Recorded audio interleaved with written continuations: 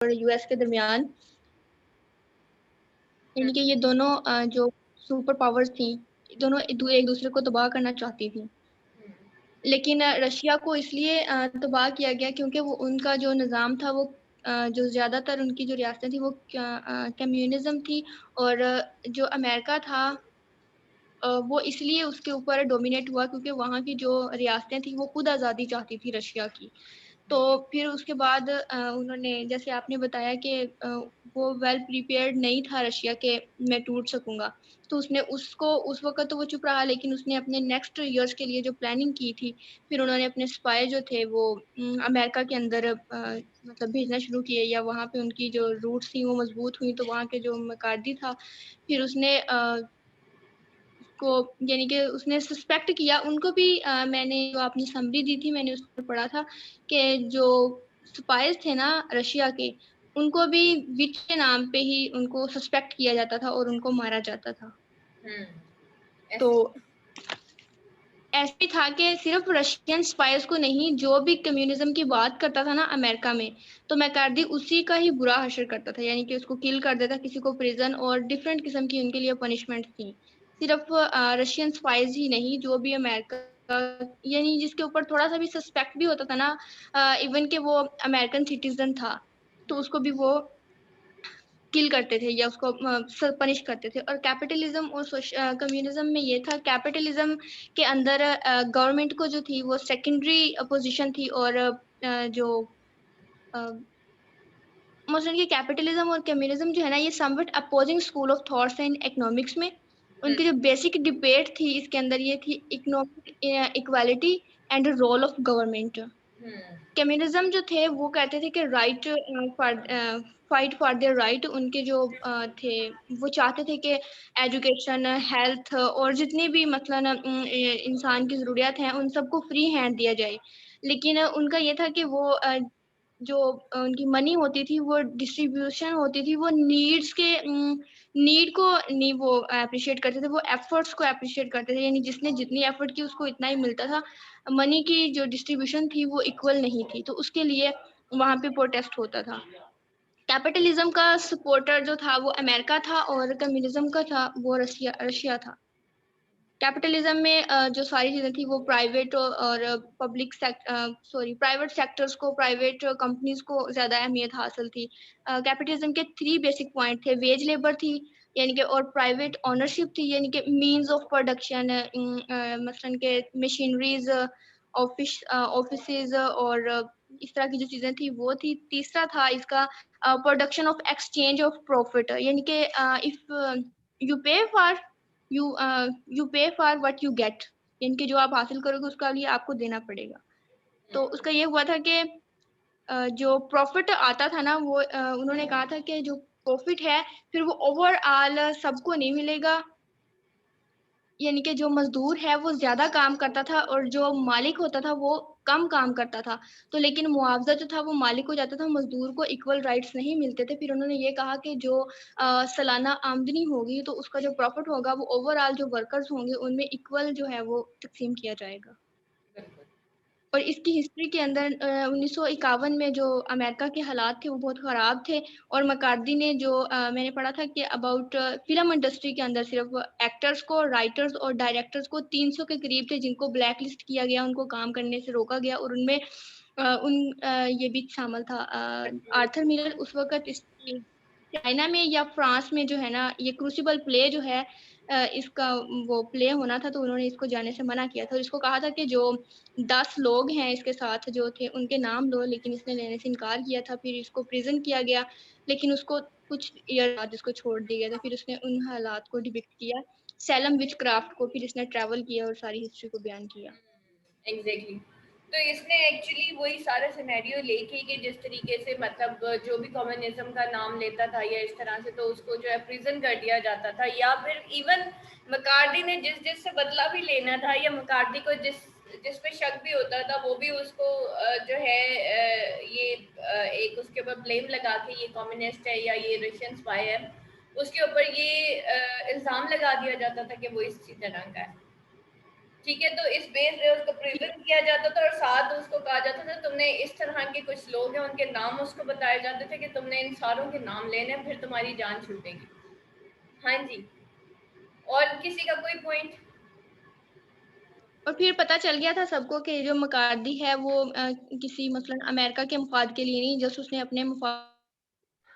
Exactly, उसने अपने मफाद के लिए ये सारा कुछ किया था, यानी कि वो सेनेटर था। फिर इसका एक पॉइंट ये भी मिला जो जो जिस तरह ये शुरू हुई थी उसी तरह बंद हुई, खत्म हो गई। इसी तरह मकार्दी का जो सिस्टम शुरू हुआ था वो वैसे ही खत्म हो गया, क्योंकि सबको पता चल गया कि वो सिर्फ अपने पर्सनल इंटरेस्ट के लिए यूज कर रहा है लोगों को, उसका कोई मकसद नहीं था।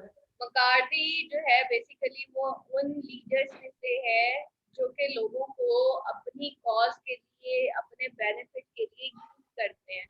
जैसे कल मैंने आपको एक एग्जांपल दी थी कि बेटा जिंदगी में जब आप मेंटोर्स बनाएंगे, जब भी बनाएं, ठीक है, सोच के समझ के बनाइएगा, क्योंकि शख्सियत परस्ती हराम है। ये नहीं एक बंदे ने कह दिया कि नहीं जी नहीं मैं, अच्छा लिटरली मैंने कई लोगों को देखा है, उनको कभी बताए ना लाइक के मतलब ये चीज क्यों गलत है या ये है, आप इस बंदे को समझाए, तो वो आगे से कहते हैं नहीं ये हमारा फलाना लगता है तो हम इसको नहीं समझाएंगे। ठीक है, क्योंकि हम उसकी इज्जत करते हैं इसलिए हम उसको नहीं समझाएंगे। ऐसा भाई कुछ नहीं है, जहां पे आप बुराई होते देखें उसको मना करें।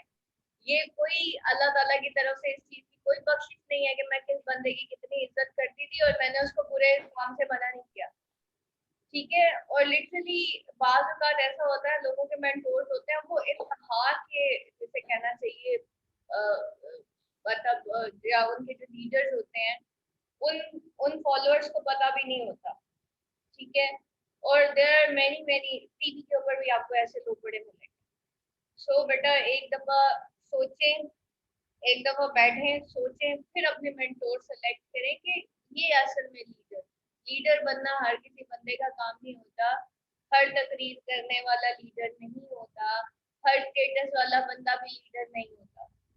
जैसे मेरे उस्ताद कहा करते थे कि हर उस्ताद उस्ताद नहीं होता, उस्ताद कोई कोई होता है और वो किरदारों से बनते हैं। तो एट फर्स्ट जो है बेटा असल में जो जो लोग पब्लिकली जो होते हैं ना वो अकेले में नहीं, ठीक है, जो इंसान पब्लिकली होगा ना वो अकेले में वैसा नहीं होता। जब वो अकेले में होगा फिर आपको पता चलेगा ये बंदा क्या चीज है। ठीक है, तो that is the basic thing. So McCarthy is the one of those leaders या दो सेनेटर्स जो कि लोगों को अपने फॉलोअर्स को अपनी कॉज के लिए यूज करता था।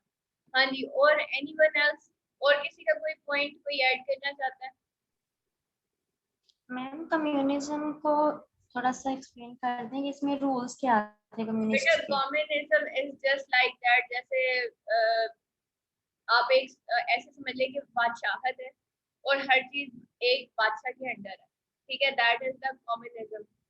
ठीक है, कि सारी जो माल होता है वो हुकूमत के पास होता है और हुकूमत जो है एक्चुअली वो खुद डिस्ट्रीब्यूट करती है और हुकूमत कहती है कि भाई जो काम करेगा उसको मिलेगा बाकियों को नहीं मिलेगा। ठीक है, सारी इंडस्ट्रीज हुकूमत के पास होती है, सब कुछ हुकूमत के पास होता है। कैपिटलिज्म में ये होता है कि छोटे छोटे कारोबार, कैपिटल बेसिकली क्या है, एसेट को कहते हैं ना, कारोबार छोटे। अब ये जो पाकिस्तान में जो निजाम है ये कैपिटलिज्म है, इसमें देखिए छोटे छोटे इदारे हैं। कम्युनिस्ट इस चीज को नहीं मानते, वो कहते हैं अगर हम इदारे बना देंगे तो हुकूमत का अपनी अथॉरिटी किधर जाएगी। और ऐसा ही है पाकिस्तान में कैपिटलिज्म है, हुकूमत गरीब है अवाम अमीर है। यहाँ पे आप मलक रियाज को देख लें, आप और बहुत सारे लोगों को देख लें, ये क्या है, ये कैपिटलिज्म है कि लोग अपने अपने, और फिर इसी तरीके से ये जो प्राइवेट सेक्टर्स हैं पाकिस्तान के अंदर ये क्या है, ये कैपिटलिज्म ही है। कम्युनिज्म में ये चीजें अलाउड नहीं होती कि आप अपना अलग से business, just like the Saudi Arabia, आप वहां पे देखें, वहां पे आप अपना आप जमीनें भी नहीं खरीद सकते। पाकिस्तानी वहां जाके क्या जमीनें खरीद सकते हैं? नहीं। ठीक है, तो वहाँ वहां पे सारा वो कम्युनिस्ट निजाम है। ठीक है, और नहीं इजाजत किसी को कि वो अपनी मर्जी से कोई कारोबार कर सके वहां से, तो रिस्ट्रिक्शन भी बहुत ज्यादा है, दुबई में भी ऐसे ही है। ठीक, तो ये होता है बेटा कम्युनिज्म और कैपिटलिज्म। पाकिस्तान के अंदर सारा ये कैपिटलिज्म ही है। ठीक है, यानी कि छोटे छोटे सेक्टर्स बने हुए हैं, अवाम को ये इख्तियार हासिल है कि वो अपना कारोबार कर सकते हैं, अपना बिजनेस जो है उसको खुद से रन कर सकते हैं। अब उसका उसका असल में नुकसान क्या होता है? देखिए इस्लाम में जो है ना कैपिटलिज्म निज़ाम नहीं है, इस्लामिक कम्युनिज्म है, ठीक है। और ये जो हमारी ये हुकूमत है और इसमें ये जो सारा जो निज़ाम है ये सारा कैपिटलिज्म है, जिसको हम डेमोक्रेसी भी कहते हैं, ठीक है। और उसमें क्या होता है, सारे अब पाकिस्तान का बेड़ा गर्क पता है क्यों हुआ है? सारे इदारे आपस में लड़ पड़ते हैं। एक इदारा कहता है मेरी, नैब कहता है मेरी मानो, जो बाकी सेनेटर्स हैं वो कहता है मेरी मानो, ब्यूरोक्रेसी कहती है मेरी मानो। बेटा ये कैपिटलिज्म में फिर यही होता है, सारे इदारे आपस में सिंह फंसा देते हैं। जो कम्युनिज्म होता है उसमें वन अथॉरिटी होती है, उसके नीचे सारी सारी चीजें होती हैं, फिर वो निज़ाम चलता है, ठीक है। जैसे एक अल्लाह, उसके नीचे पूरी दुनिया चल रही है, इसी तरीके से एक बादशाह होता है, उसके नीचे सारी जाया होती है। दैट इज द कम्युनिज्म, ठीक है। और कैपिटलिज्म वो मैंने आपको बता दिया कि हर बंदे का अपना अपना प्राइवेट सेक्टर हो जाते हैं छोटे छोटे, हर बंदे का अपना कारोबार हो जाता है और ये सारी चीजें, और फिर वो अपने हिसाब से वो, और उसने कुछ टैक्स देना होता है हुकूमत को। और जैसे हम लोग टैक्स पेयर्स हैं, हम टैक्स पे करते हैं। पाकिस्तान में तो आई थिंक 10 to 13% है या 11% टैक्स है हमारा। बाहर के मुल्कों में 25% टैक्स देते हैं। अगर वहाँ पे जो है हम कहते हैं ना कि उनको बहुत ज़्यादा फैसिलिटीज हैं या इस तरह से, तो वहाँ के एनुअल जो टैक्सेस हैं वो भी बहुत ज़्यादा हैं जो लोग वहाँ पे करते हैं। यहाँ पे जो कारोबारी तबका है पाकिस्तान में वो तो टैक्सेस पे ही नहीं करता, ठीक है। और जो हम जॉबियंस होते हैं, स्पेशली जो गवर्नमेंट के जो एम्प्लॉयज होते हैं, उनकी तो ऑटोमेटिकली उनके तनख्वाह में से टैक्स कट जाता है, हर महीने कटता है, ठीक है। तो that is the basic thing जो कि इसके अंदर सारा होता है। ये आप उसको थोड़ा सा पढ़िएगा डीपली जाके कि क्या है, तो बिलबाब आपको बता दिया। यहाँ में देखिए, चलिए जनाब अब आगे चलते हैं, बिस्मिल्लाह करते हैं। बिस्मिल्लाहिर्रहमानिर्रहीम, रब्बि इश्रह ली सदरी व यस्सिर ली अमरी वहलुल उक़दतम मिन लिसानी यफ़क़हू क़ौली। अच्छा जी, अब है the plot the crucible. Crucible का प्लॉट क्या, प्लॉट किसे कहते हैं? सीक्वेंस ऑफ इवेंट्स को, कि कहानी का स्टार्ट क्या था। अब हम कहानी की तरफ आते हैं, ठीक है। In the Puritan New England town of Salem. फिर प्यूरिटन्स की बात आ रही है। प्यूरिटन्स मीन यानी कि क्रिश्चियंस का एक ऐसा तबका जो कहता था कि हम दुनिया को प्यूरिफाई करने आए हैं। We are the elected one, हम वो चुने हुए लोग हैं, हम वो बख्शे हुए लोग हैं जो दुनिया को सही करेंगे और इसमें से ईवल को निकालेंगे। ये कहते थे कि हम जब भी कहीं ईवल को देखेंगे हम उसको फांसी दे देंगे, हम उसको किल कर देंगे, यानी कि ये कटर किस्म के क्रिश्चियंस थे।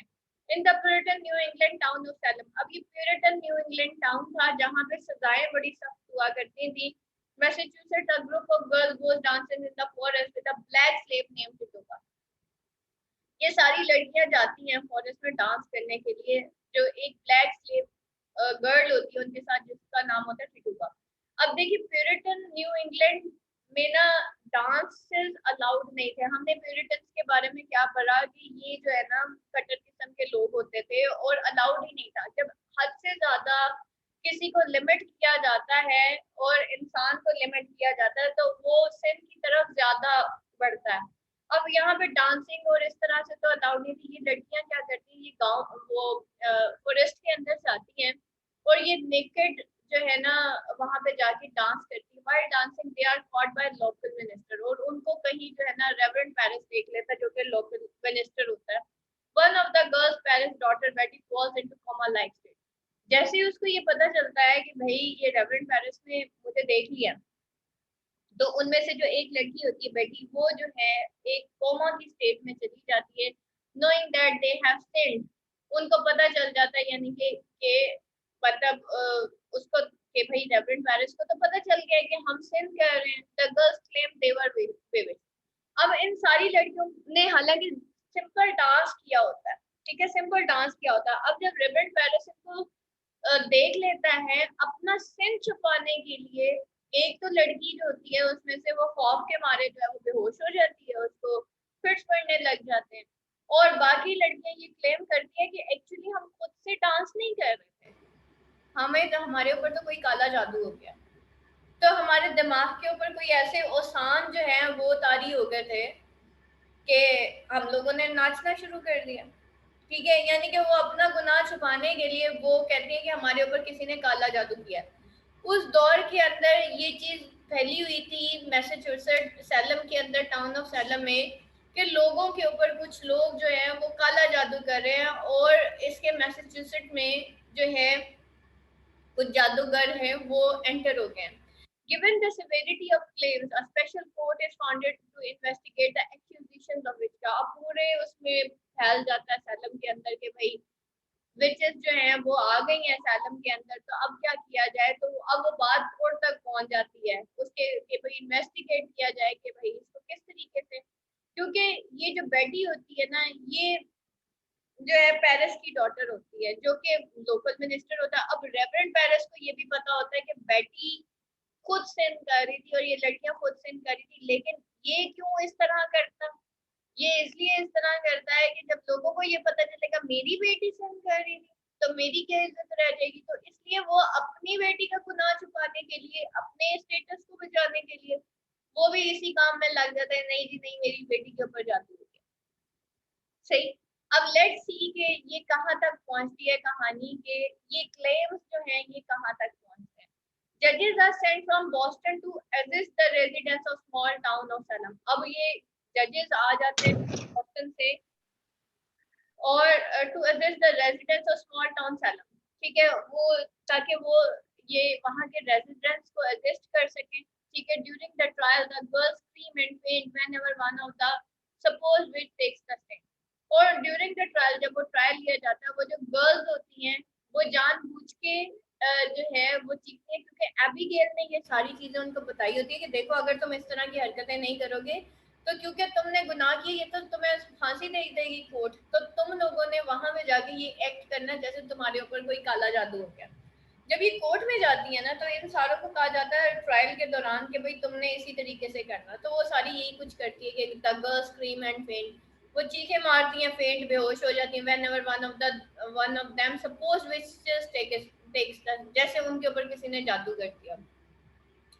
Over 100 of Salem citizens are found to be witch, और इसी तरीके से 100 of Salem citizens जो हैं देखा जाता है वो सारे के सारे विच, वो मतलब एक ऐसा हिस्टीरिया फैल जाता है कि गांव के अंदर या टाउन के अंदर कोई जादूगर आ गया, जैसे हमारे यहाँ पे एक हिस्टीरिया है कि किसी का घर भी खराब हो जाता है तो उसको लगता है किसी ने जी हमारे ऊपर काला जादू कर, इस वजह से मेरा घर खराब हो गया। One of them Elizabeth Proctor proclaims her innocence to her husband John, और उनमें से एक एलिजाबेथ प्रॉक्टर होती है जो प्रोक्लेम करती है her innocence to her husband John Proctor, कि भाई उसका जो हस्बैंड है वो विच नहीं है, क्योंकि एबिगेल जो होती है वो इंटरेस्टेड होती है जॉन प्रॉक्टर में, इसके घर वो काम करती है और इन दोनों का एक अफेयर होता है, और जॉन प्रॉक्टर उस अफेयर को छुपाने के लिए जो है वो बता नहीं रहा होता, सच बता नहीं रहा होता। इधर से जॉन प्रॉक्टर भी इसी चक्कर में खामोश होता है। ये मैं आपको आगे जाके बताती हूँ कि क्यों हुआ इस तरह के, लेकिन एलिजाबेथ ये जानती है कि उसका जो शोहर है वो इनोसेंट है, वो प्रोक्लेम करती है कि उसका शोहर इनोसेंट है और इन लड़कियों ने जो इल्जाम लगाया वो झूठा है। हर एक्यूजर एबिगेल, अब उसकी जो एक्यूजर होती है कौन उसके ऊपर इल्जाम लगाती है, जॉन प्रॉक्टर के ऊपर, उस एबिगेल उसके ऊपर इल्जाम लगाती है। वंस एन एम्प्लॉय जो कि कभी उसके घर काम किया करती थी and was dismissed after Elizabeth discovered that John and Abigail having an affair, ठीक है, और एलिजाबेथ उसको घर से निकाल देती है जब उसको पता चलता है जॉन और एबिगेल का आपस में कोई इलिसिट रिलेशनशिप है। Realizing that Abigail has incited this witch hunt to target her enemy, अब उसको रियलाइज हो जाता है जॉन प्रॉक्टर को, John fights to save his wife. अब ये क्या कहती है एबिगेल जो है ना, इल्जाम लगाती है कि इसकी बीवी ने जो है ना मेरे ऊपर जादू किया, इसकी जो बीवी है ना वो एक्चुअली एक विच है, ठीक है, वो एक जादूगरनी है। तो वो जो है जब वो रियलाइज हो जाता है जॉन प्रॉक्टर को कि भाई ये एबिगेल जो है has incited this witch hunt to target her enemies, कि ये एबिगेल ने जानबूझ के ये सारा, क्योंकि एबिगेल के अंडर ही वो लड़कियां गांव में जाती हैं, वो फॉरेस्ट में जाती हैं और वो वहां जाके डांस शुरू कर देती हैं, ठीक है, और ये सारा जो किया धरा था वो एबिगेल का ही था। ये एक इवल जीनियस किस्म की लड़की थी जिसके पेरेंट्स तो थे नहीं, इसको जो है जो रेवरेंड पेरिस है उसने पाला था, ठीक है, और वो इसका गार्डियन था, लेकिन क्योंकि इसकी पेरेंटहुड नहीं थी और फिर ऑब्वियसली उसको किसी ना किसी की केयर चाहिए थी और ये सारा कुछ, तो जब एक ऐसा इंसान जिसको केयर नहीं मिलती और इसके साथ साथ उसको रिप्रेस किया जाता है, तो दिखाया गया है एबिगेल के कैरेक्टर के थ्रू कि वो बच्चा फिर किस हद तक गलत किस्म के कामों में पड़ सकता है। तो ऑब्वियसली उसको कहीं ना कहीं तो चाहिए ना कुछ एहसास चाहिए, उसको किसी की केयर चाहिए, लेकिन ऐसे बच्चे को जो कि यतीम होते हैं, बच्चे जो कि मस्कीन भी होते हैं, जिनके पेरेंट्स होते ही नहीं है, वो बच्चे किस तरीके से रिएक्ट करते हैं, that is basically the Abigail, जो कि इस तरह से। और फिर एबिगेल जो है उसने एज एन एम्प्लॉय भी इनके घर काम किया। ही एडमिट्स हिज एडल्टरी, उसने मान लिया कि उसने उसका ताल्लुक था एबिगेल के साथ, only to be accused of devil worship when Abigail denies the affair. और लेकिन फिर उसको एक्यूज किया गया कि ये भी डेविल वर्शिप करता है। डेविल वर्शिप कौन करते हैं? जो लोग काला जादू करते हैं, वही वो चिल्ले काटते हैं, वही ये सारे काम करते हैं, ठीक है। और when Abigail denies the affair, और जब एबिगेल ने डिनाई किया उस अफेयर को, John and Elizabeth are convicted of communing with devil. अब जॉन और एलिजाबेथ के ऊपर इल्जाम लगा, कन्विक्टेड के भाई ये एक्चुअली कम्युनिकेट करते हैं डेविल्स के साथ, ऑब्वियसली जिन भूतों के साथ ये इवल फोर्सेस के साथ कम्युनिकेट करते हैं।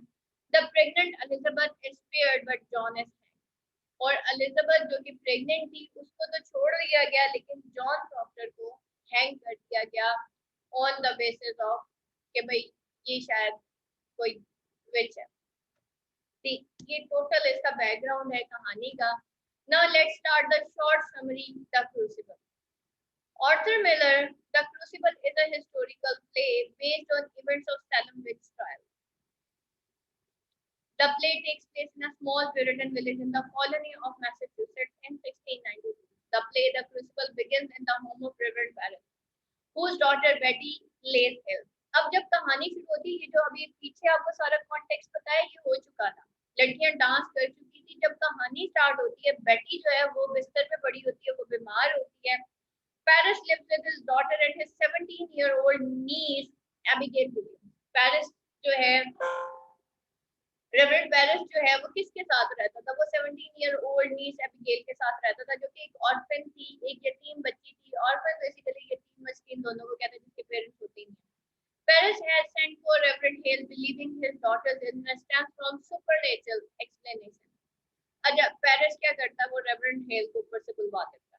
रेवरेंड हेल को वो उसको ये लगता है भाई इसकी बेटी के ऊपर ना कोई काला जादू हो गया। जैसे नॉर्मली हमारे भी अक्सर घरों में आप देखें, अभी भी ये निजाम है, बच्चा बीमार हो गया, चलो भाई धागा ले आओ, इसको बांध देते हैं, काला जादू हो गया जी, नजर लग गई, और फिर गले में तावीज लटका देना। ये सारे बेटा ये, अब आप अंदाजा करें, हम खाली मुसलमानों को ही हमें वो करते रहते हैं, ये सारे काम तो स्टार्ट हुए यहूदियों से। ये तावीज और ये धागे बांधना, ये सारा कुछ करना, ये यहाँ से स्टार्ट हुआ था। ये हमारी हमारी हमारा कल्चर नहीं है, नबी पाक सल्लल्लाहु अलैहि वसल्लम ने ये सारा कुछ खत्म कर दिया। ठीक है, अगर आज हम मानते हैं तो we are following these people. ठीक है, एक्चुअली काला जादू जो है वो हजरत सुलेमान के दौर से स्टार्ट हुआ था ना। तो हजरत सुलेमान कौन से दौर के हैं? यहूदियों के नबी थे ना। ठीक है, तो काला जादू और ये जो सारी चीजें थी, जादू और ये सारी चीजें और इनको काबू करना, ये तो सारा बेटा वहां से यहूद से स्टार्ट हुआ ना। तो यहूद के पास अभी भी बहुत पार्ट है, ब्लैक मैजिक में अभी भी वो लोग बहुत आगे हैं। ठीक है, और पाकिस्तान के पास स्पिरिचुअल पार्ट है, वो तो खुद कहते हैं हम इनके ऊपर बम फेंकते हैं या कुछ करने लगते हैं, पता नहीं इनकी क्लोज पाकिस्तान को इस तरह से। तो बेटा ये सारी चीजें वहां से हमने अडॉप्ट। तो पेरिस ने भी इसी तरीके से रेवरेंड हॉल को वही बुलवा लिया, believing his daughter's illness stands for super. उसको लगा कि कहीं सुपरनेचुरल एक्सप्लेनेशन है। बेटी became ill when her father divorced her dancing in woods with Abigail Tituba। और बेटी भी बीमार हो जाती है जब उसका जो फादर है वो डिस्कवर करता है कि भाई वो डांस कर रही थी एबिगेल के साथ, टिटोबा के साथ और सेवरल अदर लोकल गर्ल्स के साथ। Already there are remote that Betty illness is due to witchcraft, but Paris tells Abigail that he cannot admit that he found his daughter and niece dancing like heathens in the forest। वो कहता है कि भाई मैं ये सोच भी नहीं सकता, मैं ये एडमिट ही नहीं कर सकता कि मेरी बेटी की इलनेस जो है वो विच क्राफ्ट में है, जबकि मैं खुद अपनी आंखों से देख चुका हूँ। पेरिस उसको एबिगेल को बताता है, देखो मैं ये बात नहीं मान सकता, क्योंकि मैंने तुम सारों को खुद देखा है कि तुम हीदन्स की तरह, हीदन्स कौन होते हैं? Non believers. तुम हीदन्स की तरह, पागलों की तरह तुम लोग फॉरेस्ट में नाच रही थी, तो वो उसको एक्चुअली एक तरह से कहते, तुम लोगों को शर्म नहीं आती कि तुम लोग इस तरह का काम कर रहे थे? और जबकि हमारा, हम प्यूरिटन कल्चर के, हम ये सारा प्यूरिटन, अंडर प्यूरिटन के कल्चर के दिखाया जा रहा है। जैसे हमने मॉर्निंग बिकम्स इलेक्ट्रा में पढ़ा था ना, कि भाई उनके ऊपर इतनी ज्यादा कि उन्होंने फीलिंग्स भी उनकी रिप्रेस की और सारा कुछ, और फिर फाइनली ऑब्वियसली बंदे को जब इस तरीके से हद से ज्यादा रिप्रेस किया जाता है किसी इंसान को, फिर ऐसे ही होता है। Abigail says that she will admit to dancing and accept the punishment but will not admit to witchcraft. और एबिगेल ये कहती है कि वो मानती है कि वो डांस कर रही थी और एंड एक्सेप्ट द पनिशमेंट, उसने वो एक्सेप्ट भी करती है पनिशमेंट को, लेकिन वो कहती है कि will not admit to witchcraft, क्योंकि उसने विचक्राफ्ट नहीं किया। Abigail and Parris discuss rumours about girls, और एबिगेल और पेरिस जो है वो रूमर्स जो गर्ल्स के बारे में चलती हैं वो उसके बारे में डिस्कस करते हैं। When they were dancing one of girls were naked and Tituba was screaming गैविशली, सॉरी gibberish। टिटुबा जो होती है अफ्रीकन नीजर होती है, ठीक है, अफ्रीकन स्लेव होती है। और आप कभी अफ्रीकन स्लेव्स को देखें ना, तो वो क्या करते हैं, आप देखें वो जो जंगली होते हैं, वो जिंगा लाला वाले अफ्रीकन, वो क्या कहते हैं जब वो स्क्रीम करते हैं तो बकायदा हाथ के ऊपर, मतलब हाथ को जोर से लिप्स के ऊपर मारते हैं, तो वो एक अजीब सी स्क्रीम और इस तरह से प्रोड्यूस करते हैं, उसको वो स्क्रीमिंग कह रहा था। Paris also brings up rumors that Abigail's former employer Elizabeth Proctor believed that Abby is immoral. Abigail की बात हो रही है। अब क्या होता है कि पेरिस जो है वो इन रूमर से क्या अफस करता है कि एबिगेल का जो फॉर्मर एम्प्लॉयर है, एबिगेल की जो फॉर्मर एम्प्लॉयर है, जो कि Elizabeth Proctor, believe that Abby is immoral. उसको पता था कि एबिगेल जो है वो इमोरल है, वो अच्छी लड़की नहीं है। Thomas Putnam and Ann Putnam arrive and tell their daughter Ruth is sick. उधर से अब ये थॉमस पुटनाम और एन पुटनाम वहां पे पहुंचते हैं और वो कहते हैं कि हमारी भी बेटी रूथ जो है वो सिक है, यानी कि वो भी उन लड़कियों में से एक थी जो कि वहां जाके नाची थी और वो भी बीमार हो गई है। Ann Putnam admits that she sent Ruth to Tituba, for Tituba knows how to speak to death and could find out who murdered her 7 children, each of whom died during infancy. और N Putnam जो है वो ये admit करती है कि भाई मैंने अपनी बेटी को टिटुबा के साथ भेजा था ताकि वो टिटुबा जानती, बिकॉज टिटुबा ये जानती है कि किस तरीके से डेड के साथ कम्युनिकेट किया जाता है, ठीक है, और कुड फाइंड आउट कि मेरे 7 बच्चों को किसने किल किया, होम डाइड ड्यूरिंग इन्फेंसी, जो कि बचपन में ही मर जाते थे, पैदा होते ही मर जाते थे। When the adults leave, Abigail discusses Betty's illness with Mercy Lewis and Mary Lewis. जब जो है ये सब चले जाते हैं एडल्ट, यानी कि एन पुटनाम, थॉमस पुटनाम, ये सब चले जाते हैं, तो एबिगेल जो है वो डिस्कस करके बेटी की इलनेस को मैरी लुइस के साथ और Mary Warren, the servants of Putnam and the Proctor, जो कि अब देखिए यहाँ पे कितनी फैमिली है, एक प्रॉक्टर्स है, एक पुटनाम है, उधर से एक पेरिस फैमिली है, ठीक है, और respectively Abigail threats them, Abigail उनको थ्रेट करती है, warning them not to say anything more than they danced and Tituba conjured Ruth's sister। अब ये जब लड़कियां आती है ना इसके पास, और वो जो कि खुद पुटनाम और प्रॉक्टर्स की सर्वेंट होती है, मैरी वेरन जो है वो बाद में प्रॉक्टर, जॉन प्रॉक्टर के घर काम करती है आफ्टर एबिगेल। अब जब वो डिस्कस करते हैं मैरी लुइस और मैरी वेरन, मैरी लुइस पुटनाम्स की सर्वेंट होती है और मैरी वेरन जो है प्रॉक्टर की सर्वेंट होती है। तो एबिगेल उनको कहती है कि देखो तुमने कोई भी बात जो है डांसिंग के बारे में नहीं बतानी, और ये कि टिटुबा ने कंजोर किया रूथ की सिस्टर्स, यानी कि कंजोर रूथ सिस्टर क्या, रूथ की जो बहनें जो है वो पैदा होते ही मर गई थी, उनके साथ जो उसने कंजोर किया तुमने किसी को भी नहीं बताया। John Proctor arrives to find Mary and send her home. John Proctor वो अपनी सर्वेंट को ढूंढते ढूंढते वहां पहुंचता है और उसको कहता है कि भाई अब तुम घर जाओ।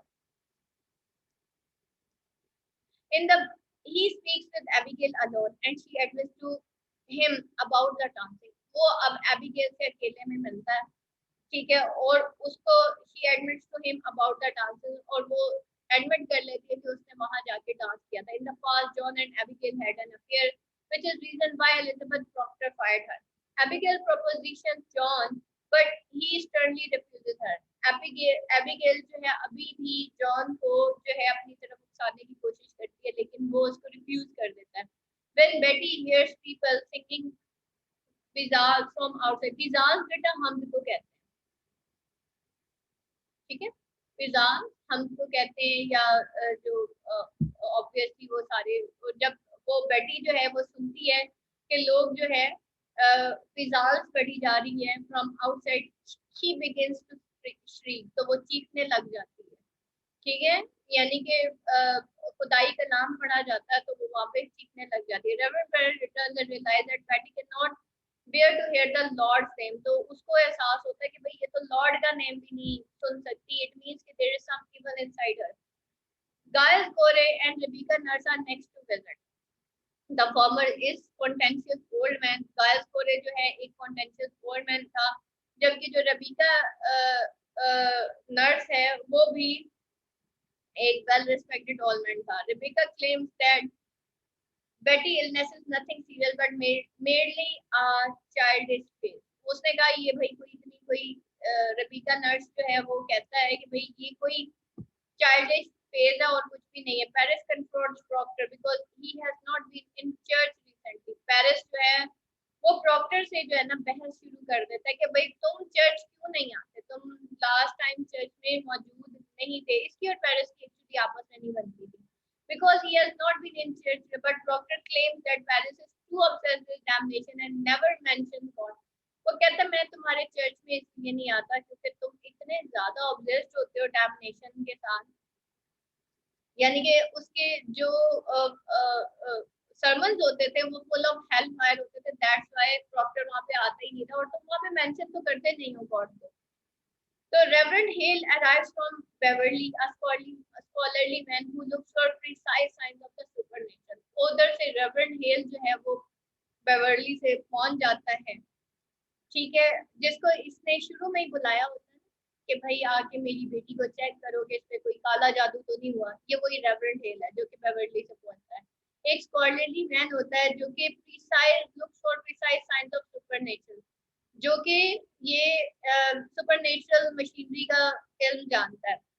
Paris tells him about the dancing and conjuring, while Giles Corey asks if there is any significance to his wife's reading strange books।